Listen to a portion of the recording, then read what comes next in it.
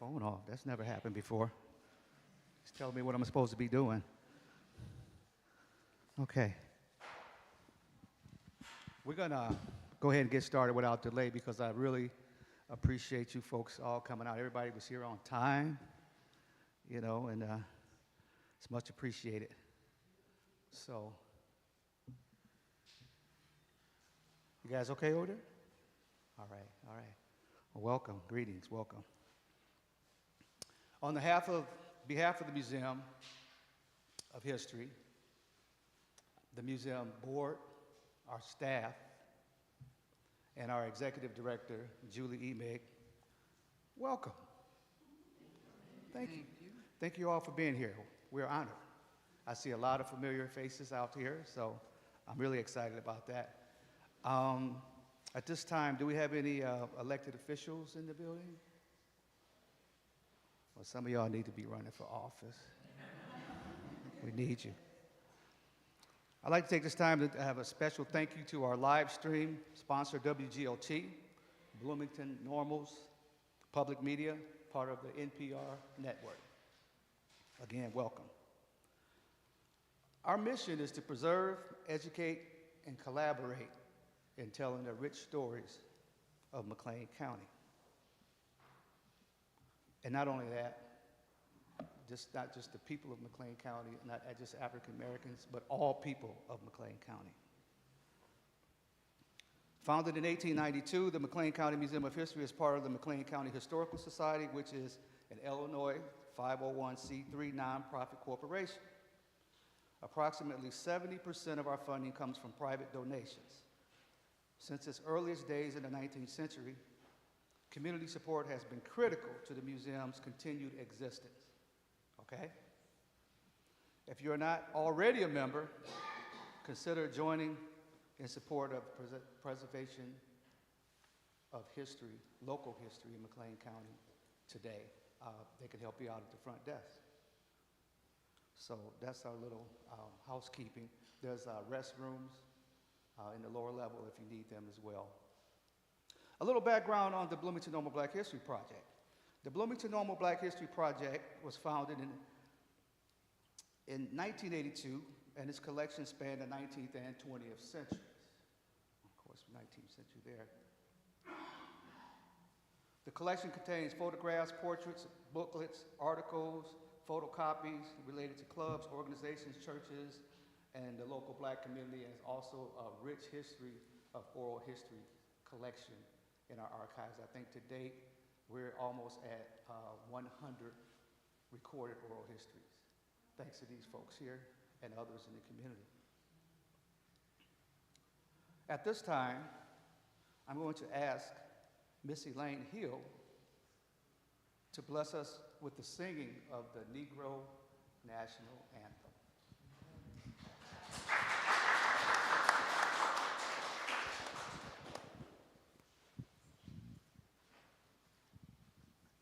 Those of you that can, would you please stand?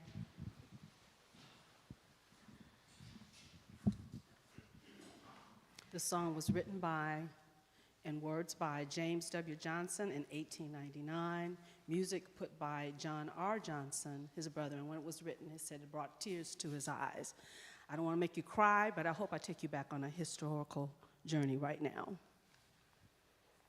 Lift every voice and sing till earth and heaven ring, ring with the harmonies of liberty. Let our rejoicing rise high as the listening skies. Let it resound loud as a rolling sea. Sing a song full of the faith that the dark past has taught us. Sing a song full of the hope that the present has brought us. Facing the rising sun of a new day begun, let us march on till victory is won.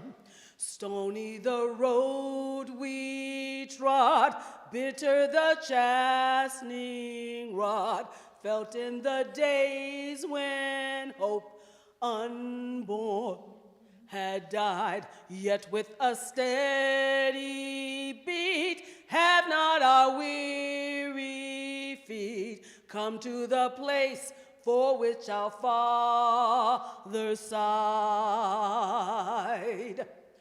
We have come over a way that with tears has been watered.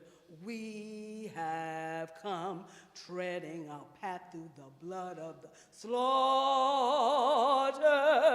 Out from a gloomy past, here now we stand at last, where the white gleam of the bright star is cast. God of our weary years, God of our silent tears, thou who hast brought us thus far on the way, thou who hast by thy might led us into the light, keep us forever in the path we pray, lest our feet stray from the places, our God, where we met thee, lest our hearts, drunk with the wine of the world, we forget thee. Shadow beneath thy hand, may we forever stand, true to our God, true to our native land. Thank you.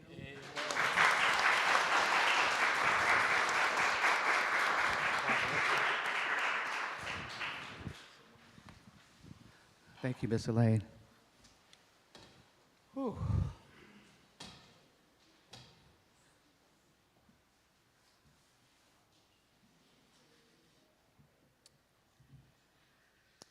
Again, if I hadn't yet mentioned it, my name is Jeff Woodard. I'm the Director of Marketing and Community Relations for the McLean County Museum of History. I've served in this position for a little over 18 and a half years, prior to which I was assistant in the library here on the second floor of the archives for 5 years while I was working for Mitsubishi Motors. And that's when I actually got exposed to the Bloomington Normal Black History Project. So I wanted to get that out. A little background about the Bloomington Normal Black History Project. The Bloomington Normal Black History Project was founded in 1982, and its collection spanned the 19th and 20th centuries, of course. And in 1989, the project became affiliated with the McLean County Historical Society, which now serves as a repository for the project's collections. So I want to make sure I say that twice. Bloomington Normal Black History Project. So, moving right along, before we go any further, it is customary in a tribal setting that the speaker be granted permission by an elder to speak. So,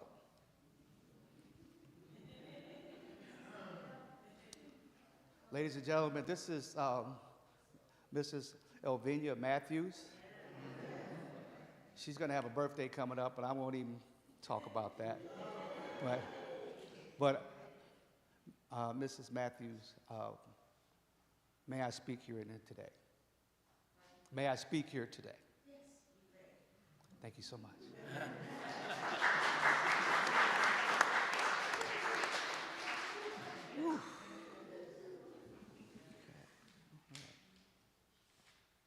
Okay. Sure, I got my notes together. A little background about the Booker T. Washington home.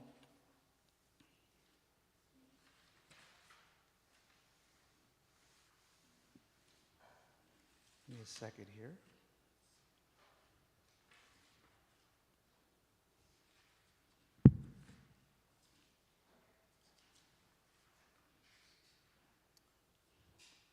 That just shook me a little bit.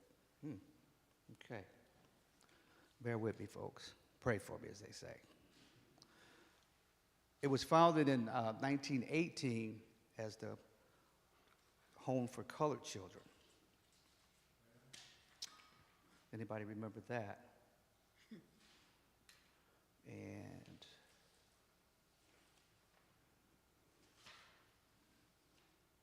it cared for children ages ranging from 6 to 16 years old. The home was run by a board of 15 philanthropic-minded women in the community, all of whom were white. The superintendents were black. A notable known graduate, if you will, of the home was the late Betty Ebo, who became a nun taking the name Sister Mary Antona Ebo. She marched with Dr. Martin Luther King Jr. at the Edmund Pettus Bridge in 1965. She passed away in 2017. Donna Newton Dortch, I believe folks are familiar with her, your friend Donna. She indicated to me in a conversation I had with her just a couple of weeks ago that she was unable to join us today, but she wanted to also mention that she actually got to spend some time with Sister Ebo in St. Louis. Today, there's a historical marker on the site, the result of a partnership with the Museum of History and the Illinois State Historical Society. And that just took place about 4 months ago. So we're really excited about that. In the late 1960s, the Booker T. Washington home was merged with the Lucy Orme home, a group home for white girls. The successor of these two homes became the Children's Home and Aid, now today also known as Bright Life. Many of the residents of the home went on to be very successful in life, as witnessed here today. Okay?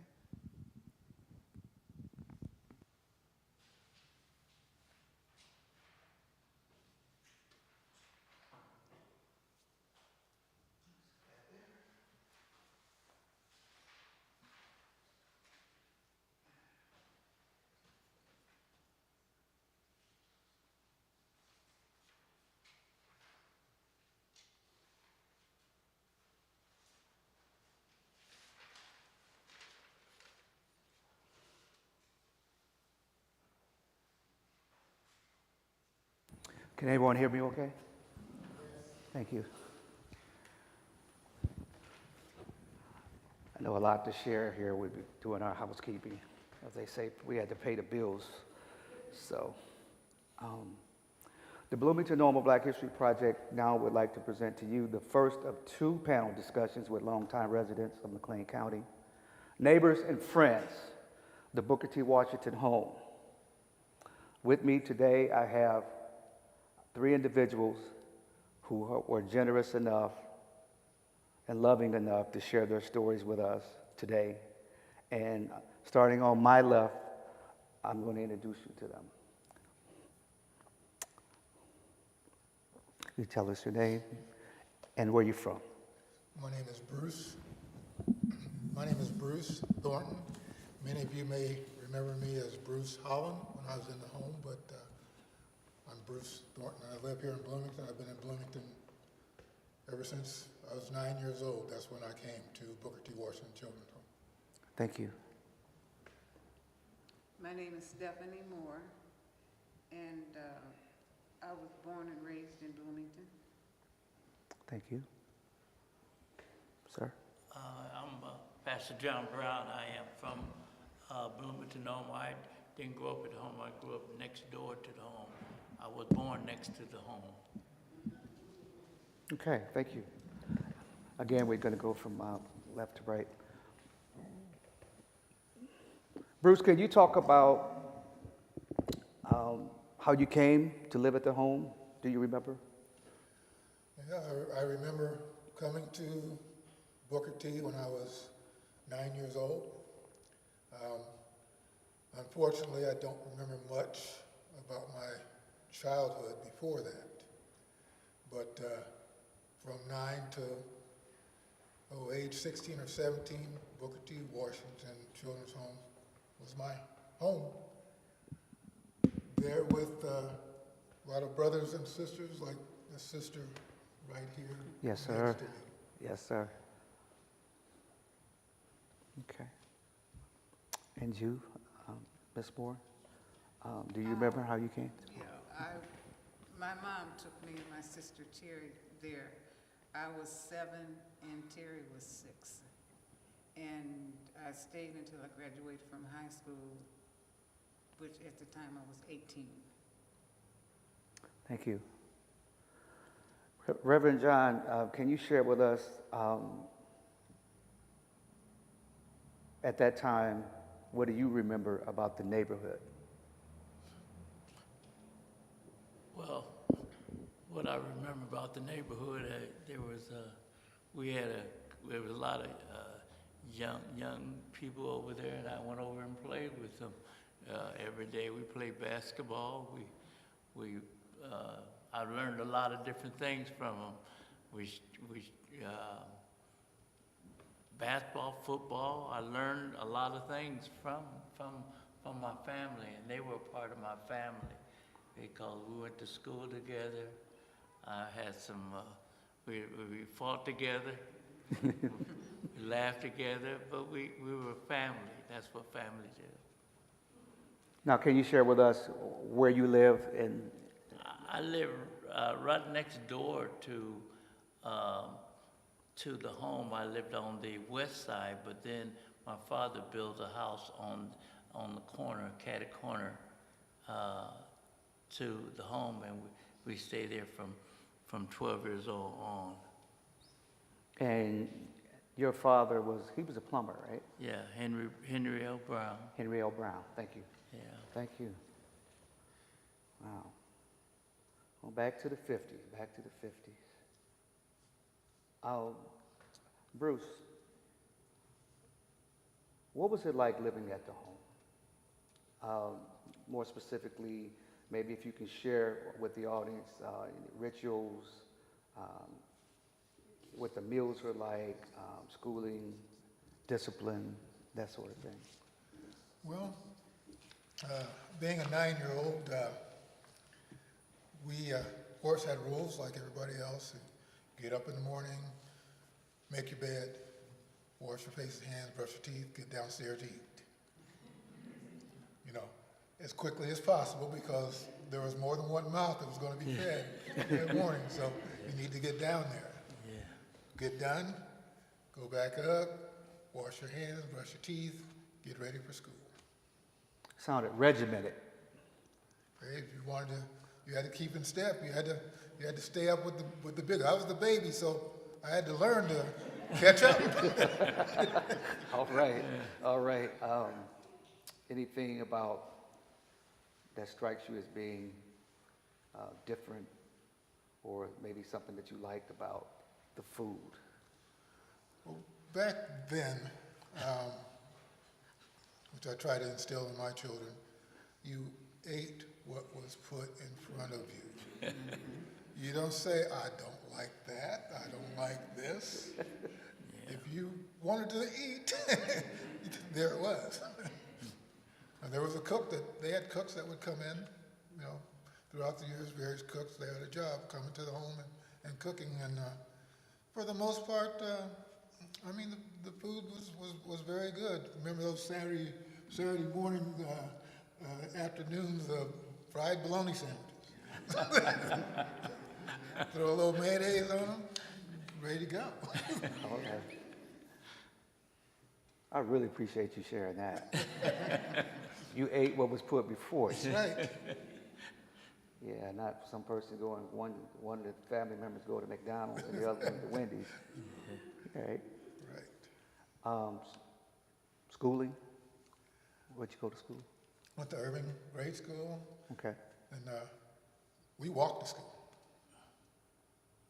No, there was no school bus for us. Now the older kids, I think they rode the city bus, because back then the high school was the old junior high uptown.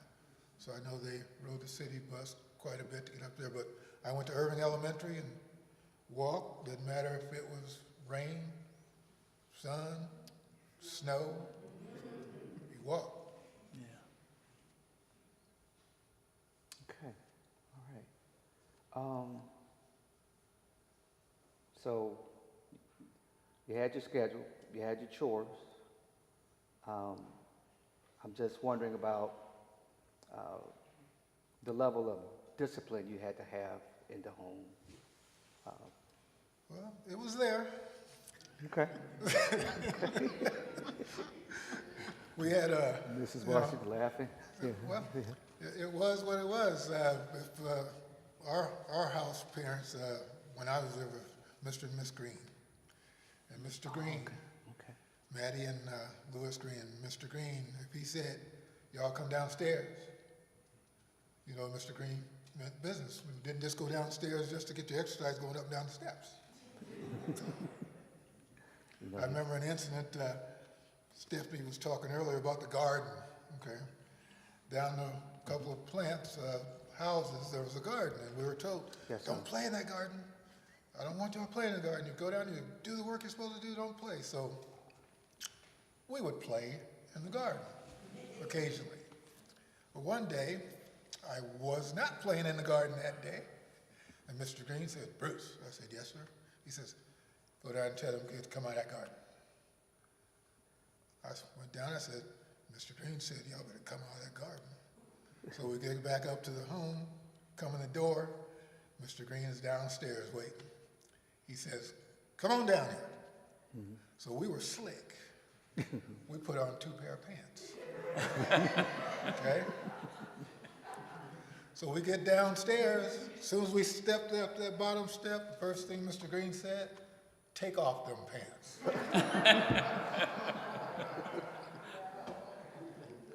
And that was it. And he took care of business, yes. Thank you for sharing that. Thank you.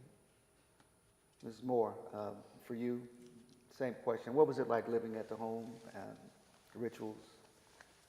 What do you remember about the food? And a little bit maybe about your studies and some discipline, if you will. Sound like there was some discipline, right?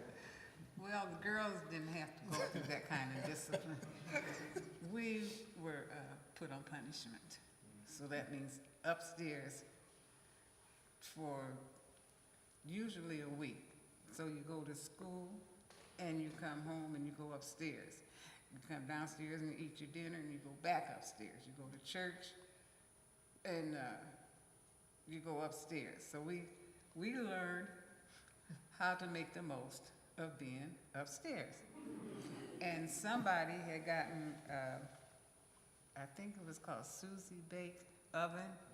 Yeah. And, you know, it had those little cake mixes and things. Well, we had a hot plate that we did our hair on. So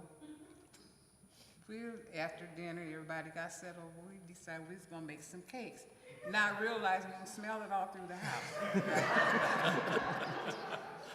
Miss Green comes in, she's like, girl, do you all smell something? We're like, no, no, we don't. So she goes downstairs, she's trying to find out where this smell is. In the meantime, we scrape everything up, put it in a little stack, and wash all the dishes. So when she comes back, are you sure y'all don't smell nothing? We're like, no, ma'am, we don't smell anything. So she accepted that. But all in all, it was good. The food was good. And then like Bruce said, it wasn't no, I don't want this. Well, if you didn't want it, that's fine.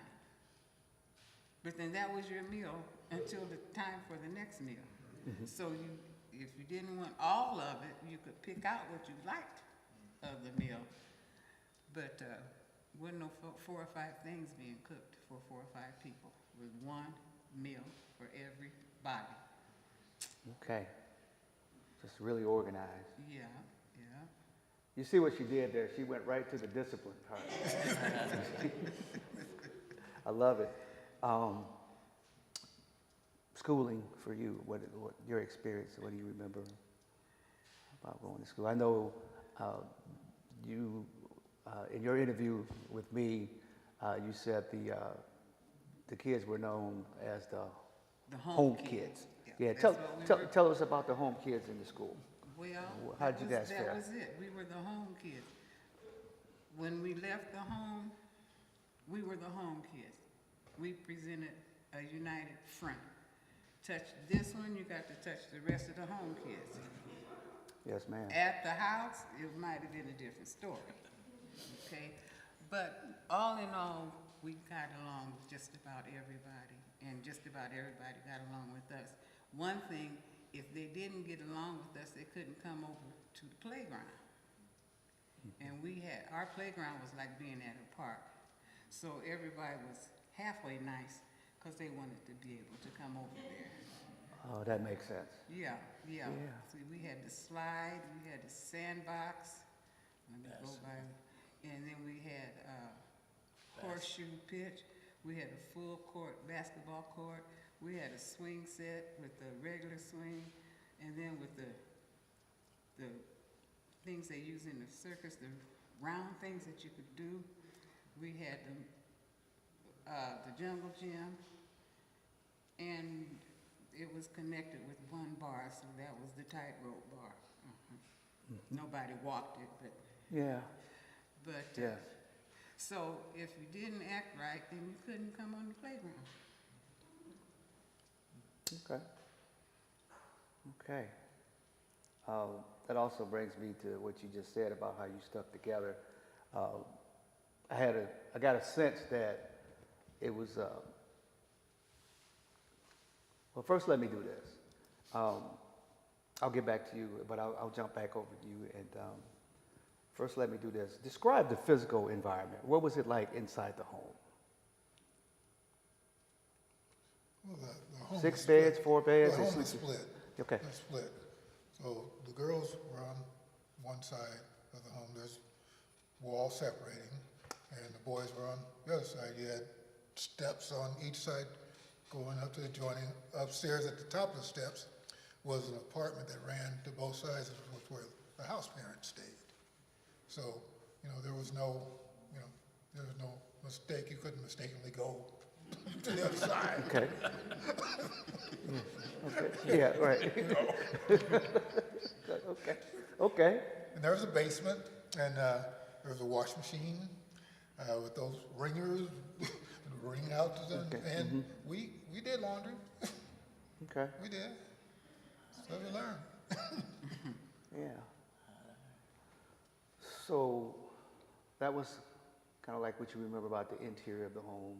And how about you, Mrs. Moore? What can you tell us about? I mean, we have some of the photos back there, but what can you? Well, I remember seeing that picture. It reminded me of what they call the little kids table, the little short table. Depending on your age and how tall you were, that's where you sat until you graduated to the big kids table. I remember the milkman bringing the milk in the mornings. And let's see what else. I remember having to make sure that the kitchen was cleaned up, dishes were washed, dried, and put away. The floor was swept and mopped. The dining room was swept and mopped before we went to school. All that was done. Sure. And the fact that we were never late. All the stuff we had to do, we were never late. We did a lot of walking. Everywhere we went, we walked. We were not allowed to get in anyone's car. And so we would walk. Thank you. Yes, sir. Stephanie reminded me of something about the milkman. Okay, I believe we got our milk from, I believe it was from Last Dairy. And they had a little metal box outside. And I even remember the milkman to this day. I remember what he looked like. But it was a treat. Sometimes he'd put chocolate milk in there. Sometimes he'd put a bottle of juice in there along with the milk. So it was a treat for the milkman to come. We enjoyed the milkman. You remember that? I remember that. Yeah. Okay. Thank you. Just tag on to that. Mr. Brown, what can you tell me about what you remember about that immediate neighborhood? Maybe it was the milkman and the chocolate milk. I don't know if that's a good one. Yeah, you know, a lot of people hung around the playground, and they would come over and play from all over. You see people who come and play, and we just had a good time. We took advantage of the time that was available. We enjoyed each other. We learned how to treat each other with respect, with kindness. So we learned a lot of principles at the home and people that hung around the home. And it was a great experience to know some of the people that grew up in the home. They were like my brothers and sisters. We did things together. We played together. We like go to parties together. We would all, there were about maybe 10, 15, 20 of us going down the street to a party on the other side of town, together, having fun. We didn't try to destroy nothing. We learned how to just enjoy each other, be a family. And that's what a family was all about. And it taught me a lot of principles. Yes, sir. Principle how to treat everybody the same. None of us are any better than anybody else. So it was exciting. It even built up even the ministry. My ministry is in encouragement. That's the reason I go to the jails and the prison today, because of what I have experienced from growing up next to the Booker T. Washington home. That makes a lot of sense because in talking to the residents and people around that time, there was a lot of spirituality. And along with that, I'll go back to you, Ms. Moore. You shared with me in an interview how the home was more ran like a democracy.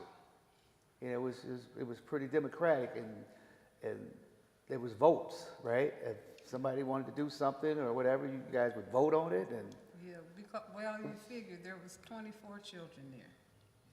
So we would get together, we would have meetings, and we would get together and decide, let's say the NAACP is having a quarter dance Saturday. We will get together and decide, yes, we want to go. What do we need to do to be able to go? So when we present this to Mr. and Ms. Green, there will be no reason for them to say no. Okay? So that meant everybody had to do their work and be polite. Don't step on any toes. Take any chances or anything. Okay? Then the one or two who didn't want to go, that's fine, but you will not run it for everybody. So if you don't want to go, then you can just go sit down somewhere, so you're not in the way. And that's what I meant by being democratic. Mm-hmm. And we would take a vote if we wanted to go. If we didn't want to go, okay. If more people said no, we don't want to go, because we knew we were going to have to walk. Mm-hmm. And 9 times out of 10, it would be at the Y downtown, which would have been on Center Street at the time. okay. So that's what I meant by democratic. So we would vote to see who wanted to go, and then decide on the time that everybody was going to be dressed, so we could all leave out at the same time, because we all had to be home by 10 o'clock. Mm-hmm. So be dressed and ready to go. That's what we would do. Okay. Yes. Can I add something to that? Yes, please. That Stephanie reminded me of something. Imagine that, you reminded me of something else. So she mentioned the Y. Okay, back then the Y was on the corner of what we have now, the corner of Washington and East Street. Mm-hmm. It was on it would have been the southeast corner. Okay, now it's a parking lot. But the Y was there, and you keep going east on Washington, the castle is where the castle was. But if you come out of the castle and go straight across to where, on the other side of the bank, there was another movie theater, the Urban Theater. So we could go to the Y, we could go to the castle, we could go to the Urban Theater. You know, those were fun things to do. So it's not like we didn't have anything fun to do. We had things to do like, you know, other children had things that they could do. We even, south of town, down by Dairy Queen, a little bit before that, there was a skating rink back in there. Yeah. And there, down by Dairy Queen, there was a movie theater outside. There was a Center X Smorgasbord was there in the movie theater, back behind, back behind there. So, you know, I'll bring some bells, everybody knows about it. Okay. So there were fun things to do. And then speaking of things to do, I understand there was a lot of support from the community, from other not-for-profit organizations, and as part of your experience, the superintendent and of course the folks who operated the home, they worked together to bring music lessons, tap dancing, all that. Did any of you participate in any of that, or? I took piano lessons and Piano, okay, ballet and modern dance. okay. But I didn't get to learn how to play the piano. Okay. When I started, nobody wanted to learn it but me, okay? Then, after I would practice, now the next person decided, well, I want to learn. So it got to the point where everybody wanted to play the piano. With me being the oldest, I had to be the last one. So by the time it got to be my turn to practice, they were sick of all that. No, say no, you're not going to practice. We had enough practicing today. Yeah. And so I remember some of it, but I didn't get to learn like I wanted to. Okay. And now when that took place, how old do you think you were at that time? I guess maybe like about 12 or 13. Okay. Okay. All right. But like I said, it started off real good.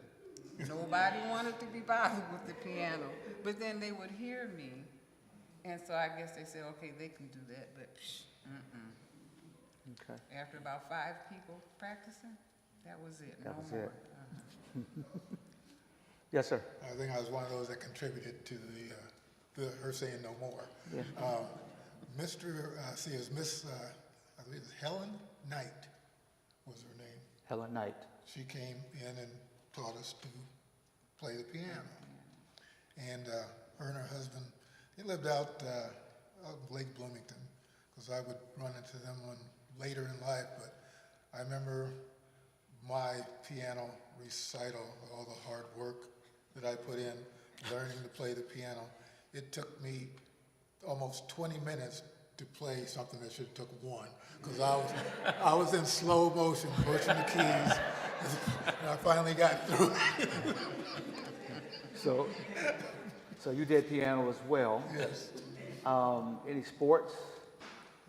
Any of you participate in sports? Intramural sports or anything of that nature? I was a jock. I did. We did intramural at the high school, volleyball. And girls basketball. The rules were different then, though. Girls basketball, you only played one end of it. You had guards and forwards on one end, guards and forwards on the other end. You could take 3 dribbles, then you had to pass the ball or shoot. This was girls' rules. And I don't know when they changed it, but that's how we had to play. And then we would stay and watch the cheerleading tryouts because we had made up in our mind it was time for one of us to be on the squad. So we stayed and we watched and we gave our comments, and finally we got us one on the cheerleading squad. Okay, all right, Yeah, I remember that. okay. Anything on sports with you, Bruce, you want to share? Yeah, I was to say, I was a little kid, so all the big boys. I can't tell. All the big boys, had to get in and rub elbows with them and learn how to play. And I remember watching some of them play at the high school, junior high school. But I played basketball, football, and I played Little League. I had my own bat. I would take my bat every Saturday, carry it up to Miller Park. Little League baseball teams had my own bat. That's where I learned to play. Yeah, they also, a lot of the kids were, they could go to become a part of American League baseball team in the summertime, and somebody sponsored them, and also they had a chance to go to the YMCA. It's sponsored at the YMCA, as well as there's some other activities that they were able to. Mr. Gates used to come over and teach them how to play Table tennis. table Don't say tennis, ping pong. and also tennis too. He Ping pong? He would almost hit you with the racket. Don't you? It's table tennis. Yeah. Sir. And Mr. Brown used to play in the Africa, Black baseball league down in Memphis, Negro. and he would teach us on playing basketball, baseball. Do you remember his name again? Mr. Brown. T.J. Brown. Remember I T.J. told you Brown. Mr. Brown was one of the superintendents Okay. after Mr. and Mrs. Right, Kelly. right, okay. Okay. And they also, Mr. Fred Marlberg came and practiced with us. Now, Fred Marlberg was he played with the Harlem Globetrotters, you know, so he came by and shared with us. It's good memories. Switch gears just a little bit. Looking back, I know there was, obviously you were required to go to church. And what church did you go to? What church did you? Mount Pisgah. Both in Mount Pisgah? Mount Pisgah. Sunday school, that, and do you remember? All day.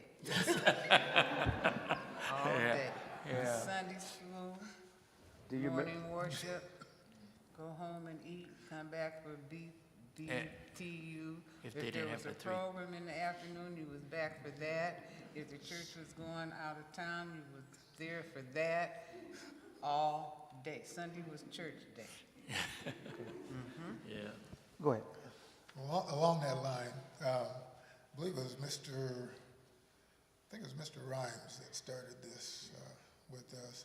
That's where I really learned how to read the Bible and find Bible verses. He had a little game that he would play amongst us, at least amongst the boys. We would have contests and who could find a chapter in scripture, blah, blah, blah, the quickest. And if you found it the quickest, there was a little burger joint not too far away that had a pretty nice sandwich called a Monster Burger. Okay? Monster Burger. So I had a tendency to kind of win those contests. I became very familiar with the Monster Burgers. So, now, this took place at home or at the church, the game? No, this was at home. At home, okay. Do any of you folks remember any of the names of the Sunday school teachers or pastors or during that period? Well, my Sunday school teacher, the first one I had was Mother Roxy Caldwell. And then Marietta Baptiste, we called her Tanti. Let's see who else. I was an Miss Gordon. elementary Sunday school teacher. Who? Miss Gordon. I don't remember Miss Gordon. Okay. Who's Miss Gordon, John? Speak up. Miss Gordon, her husband was a deacon at the church. Okay. He was, Gordon? Gordon? wasn't it Gordon? I don't know. That was before my time. Sound like it's been final. From an expert. Okay, this has been great. But before we go, there's a couple things I want to look at. We always tend to ask about the period, you know, because as the Bloomington Normal Black History Project, we have a wealth of resources from the 1800s on through today, but we always had this a little bit of a gap in the 1950s, so we're always kind of curious about any opportunity we can get to talk to somebody about the 1950s. And I know we talked about this before, so coming into the civil rights era, right? You guys were still young then. Were any of you able or allowed to participate in any of the protests or anything like that? No. Being in the home, and it was publicly funded. We were not allowed to participate because it would be considered a conflict of interest. But also, I want to mention, you mentioned us going to church. We sang in the choir. Mm-hmm. Carolyn Ware was our pianist and our director. And I had to apologize to Carolyn when I came back to Bloomington as a grown person because we were so mean to her. we were real, but you know, the reason being, she was the only grown person we could talk back to. Yeah. And we were mean to her, and she never, I have yet to hear her raise her voice. Yes. She's just a sweetheart, but I just think that should be mentioned, the fact that she, I don't know, did you start the choir, Carolyn?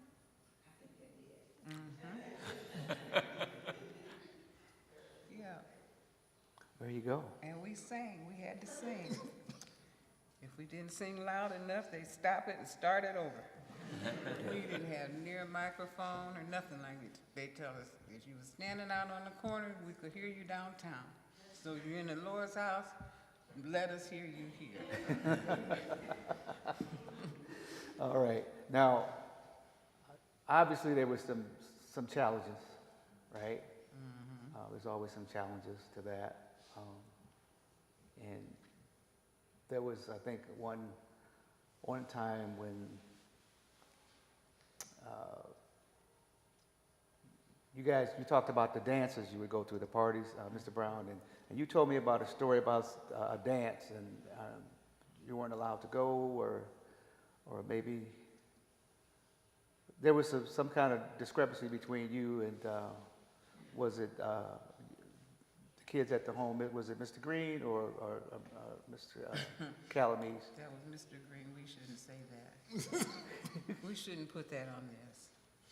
He said the reason I okay, said no worry, we'll get away from that. there was a discrepancy between Mr. and Mrs. Green. Oh, no, I was saying about the time you guys wanted to go to the dance and you couldn't go and you kind of stood together. That's what I'm talking about, the same thing. Okay. Moving right along. And this is for all of you. Did any of you feel in any way different than any of the other kids who grew up near the home or where you went to school with? Different in what way? Like we were different from them? Like, Yeah, sure. well, we kind of had we kind of thought we was a little better than them. That's what I wanted to hear you say. That's what I wanted to hear you Because we say. had so many more privileges. Right. And then you'd be surprised at the number of children that will come to us and say, we wish we lived at the home. You know, and that gave us a different outlook on it because we were like, psh, we're in this home. But then when you hear other kids saying they wished they could be there, Right, it right. makes you appreciate it. Thank you for sharing that. Bruce? We were fortunate enough to live in the vicinity of what I call two world-class musicians, okay? We could go out the front door, turn left, go up Livingston, get up to Mill Street, turn left at Mill Street, and at the other Brown house was a young man named Delmer Brown. Yes, sir. Delmer Brown was a world-class musician. However, some might not know this other one. We could also go out to home, go to Livingston Street, turn right at Oakland, then across the street 2 houses, there was a little kid that lived there. He was maybe a year younger than me at the time, but I used to always get invited into their house. It was a white family, and he would have these stacks of albums lined up in his living room. They were jazz albums, and he always listened to Earl Garner and other musicians. Well, he's a world-class musician right now. His name is John Campbell. So freely to go back and forth there. There was, no restraint. Thank you. I talked about my opportunity to talk with Donna Newton earlier, and in my conversation with her, and I wanted to do this today to honor Carolyn Tice, because she wasn't able to join us today, but she told me that Carolyn Tice at that time, she was kind of like the person she was one of the people that kind of went around and how would I say, she was like ahead of her, maybe she was old in the head or something, or just took care of people, and I just wanted to share Well, that that was with you. their job. Yeah. The older kids would take care of the younger kids. Yes, ma'am. So Carolyn, at the time Terry and I went, she's the one, And Terry is my sister. right. She's the one that made sure that our hair got pressed, that we had clean clothes, that our bed was made, everything like that. She was like a interim mother. I can't say surrogate, but an interim mother.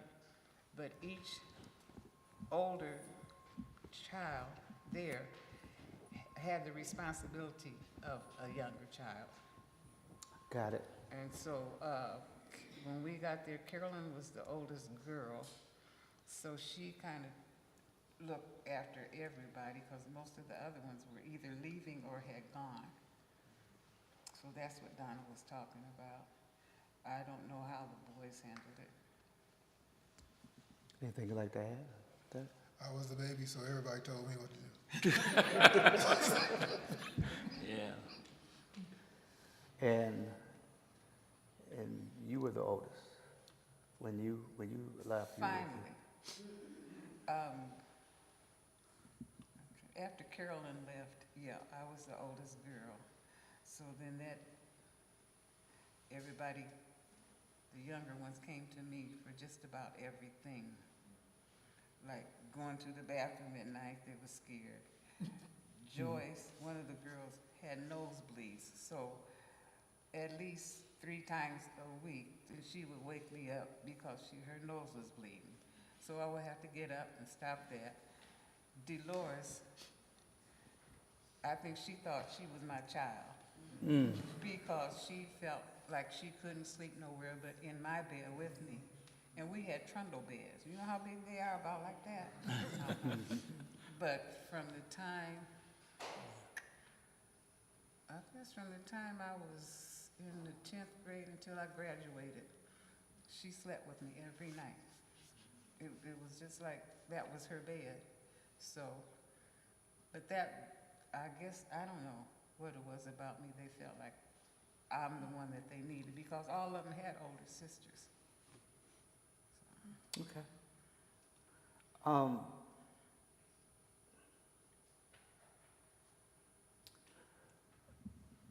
How old, I'm sorry, how many years, Bruce, were you at the home? 6 or 7. Okay. In those 6 and 7 years, could you share with us, what would you say in retrospect about your life experience at the Booker T. Washington home and the impact that it had on you? I wouldn't trade it for anything. Anything. That was the home childhood that I remember. It's where I had the most fun, the most interaction with other children and adults, if you want to throw that in, but I wouldn't trade it. Thank you. Mrs. Moore? I feel the same way.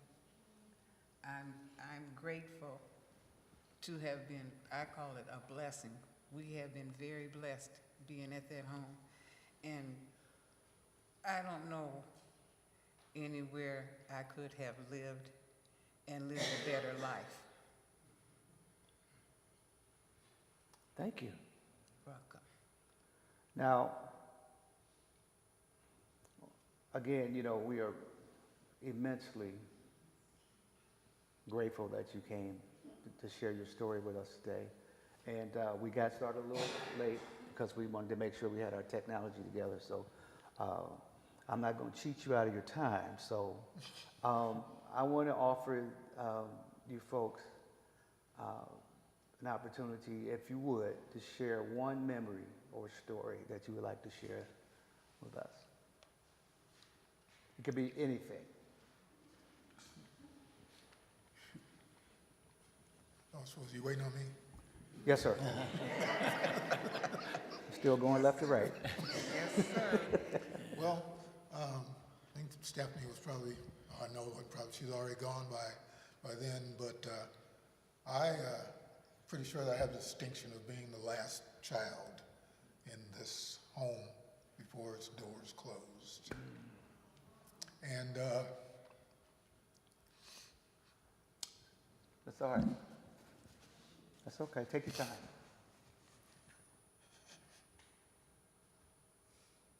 That's all right. there were, at the end, there were a number of house parents that came because they basically, whoever was running the home had to put somebody there. Okay, so there was a young couple, young black couple. They were from ISU, real nice couple. The wife was pregnant at the time. They weren't there very long, but I know, and I'm sad I can't remember their name, but the husband used to play ball with us all the time. He even said that one of his teammates in high school was a pretty well-known basketball player. When I say his name, he said, "Oh, really?" He said that JoJo White, and he played basketball. JoJo White, yeah. In high school. So after that couple was a white couple that came. They were the house parent. They were affiliated with ISU as well. Their name was Jim and Connie Smiley. Okay.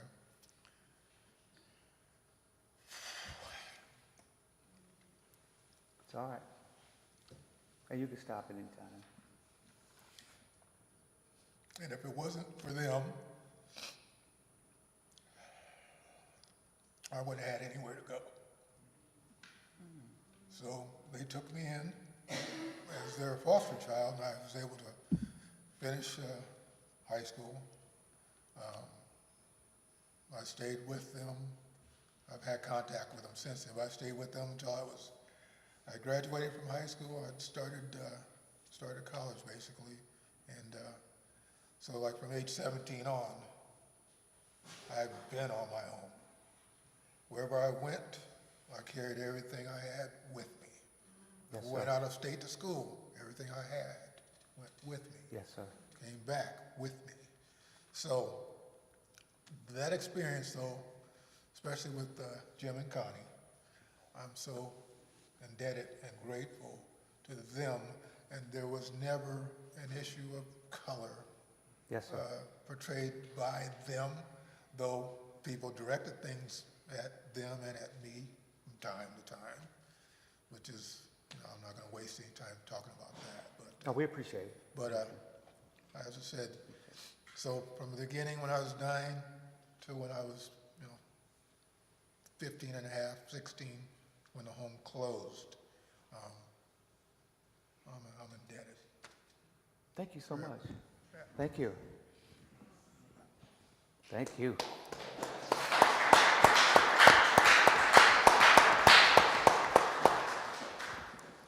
Okay, Mrs. Moore, do you have a memory you'd like to share in closing? You know, it's sad to say, but I remember the day that I left and walking down the steps with my mom. And I was talking to her and she said, "Stephanie, stop." And then I turned around and there stood Miss Green and she was just crying. And I'm like, what is wrong with her? I'm leaving. Mama said, go talk to her because she does not want you to leave. Well, I used to do her reports. She had to do a report every month to the board. That's right. And she wasn't that literate. So she would just say things, then I would have to make it into a sentence and then make the report make sense. But I told her, Miss Green, if you want me to come back to do them, but I'm leaving. I'm leaving. Because I was 7 years old when I went and 18 years old when I left. And I wanted to be at home with my mom. So, but I just remember her since she looked so pitiful. She looked like a little bitty girl standing there crying. Yeah. Mr. Brown, it's your shot. Well, I had some good memories. I had some, Absolutely. some other, I remember one bad one was, I was this one little kid. We came back home. We came back from for lunch from school, and there was some bees out there, and the guy grabbed the bee and held it in his hand. I said, I'm gonna do that. I grabbed it, and that thing stung me. The rest of that day, I was trying to pull out whatever was in me from that bee. But I just said that because I've learned so many good things from experiencing with as they used to say, the home kids. We used to run them down the streets. We used to play basketball. We used to play baseball. They taught us how, when we're getting ready to tackle somebody, how to tackle them, what to look for. When you guarding a guy, you need to look for, you got to guard him from the waist. All those little things that we learned from the home kids. I remember I still talk to a lot of them today, and we're still brothers. I talked to a gentleman named Clyde McGee, and I think he left in 1957. He's living in he's in Indiana now, but he just moved from the east side from suburbs of Chicago over to Indiana. But we still stay in communication because that's what you do with friends. You continue to communicate and talk to friends, and these are my friends. And I think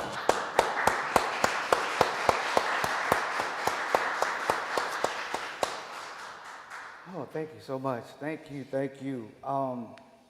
So I wasn't the only one as a kid that put that bee in my hand and tried to see how long I can do it, Maybe that's why I'm a beekeeper today. But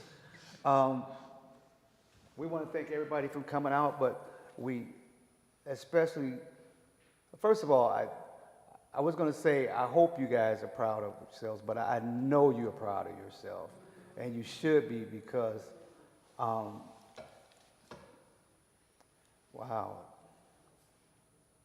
look at the success. Look at it. We're looking at it. Amen? Yeah. All right. So, again, we thank you immensely for your presence, your courage, and your generosity because of you and many like you, we continue our long tradition here at the museum and the Black History Project of excellence, documenting, interpreting, and sharing the stories of African Americans, in fact, all residents of McLean County, and because of you. Yeah, this is...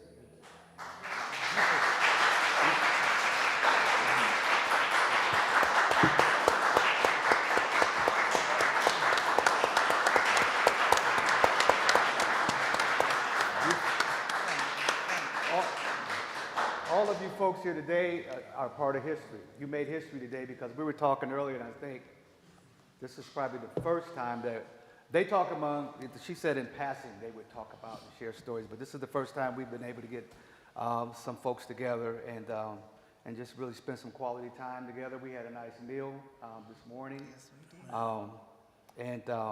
That just really warmed my heart because that's what we do. But it's not over. One more thing. I've got some gifts for you folks. Bruce, it's for you. Wow. Thank you. And when I was interviewing Miss Moore, she told me a lot of things, a lot of interesting things that brought me back to when I was a kid, the things that we would remember, John. And she, for some reason, she started talking about, she remembered the boxcar kids. Did anybody remember that?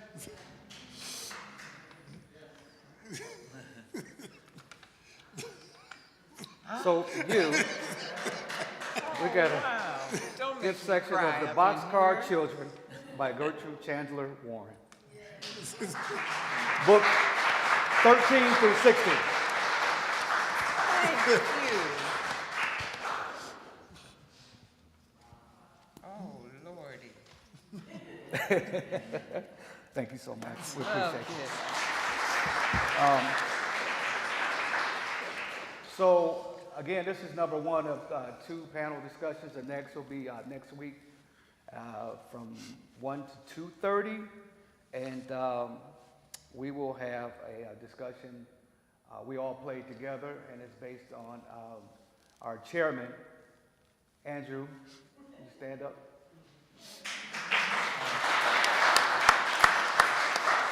It'll be based on his theses, and some of the people that he interviewed in the oral histories will be on our panel next week. That's from 1 to 2:30.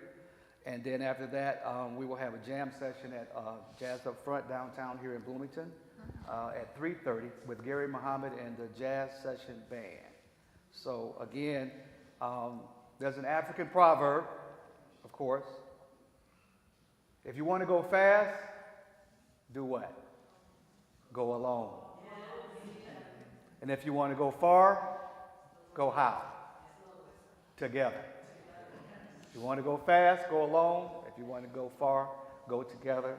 And with that, let's go together and be blessed. Can I say one more Sure. thing? You know, Mr. Kellerman used to say all the time, Carolyn told me this, he told the people, the kids at the home, he said, be who you is and not who you ain't. Yes.